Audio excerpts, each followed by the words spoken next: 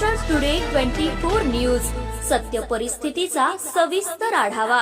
Mahavir international Yavatmal केंद्राद्वारे कर्तृत्ववान महिलांचा सन्मान।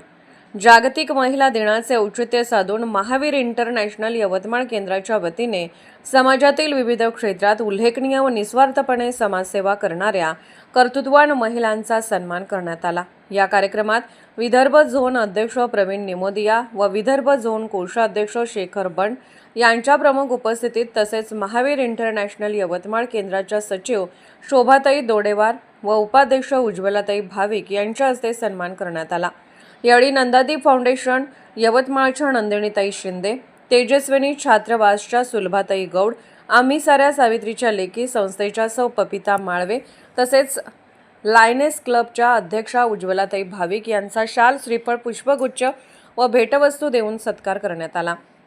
या प्रसंगी केंद्राचे उपाध्यक्ष राजेश जी भूत, शरद निमोदिया, सहसचिव रविकुमार निमोदिया, कोषाध्यक्ष मनोज अग्रवाल, सदस्य उमेश पकाले यांच्यासह इतर सदस्य उपस्थित होते। यावेळी बोलताना विदर्भ झोन अध्यक्ष प्रवीण निमोदिया यांनी सांगितले की समाजासाठी निस्वार्थ भावनेने कार्य करणाऱ्या महिलांचे योगदान अतुलनीय आहे।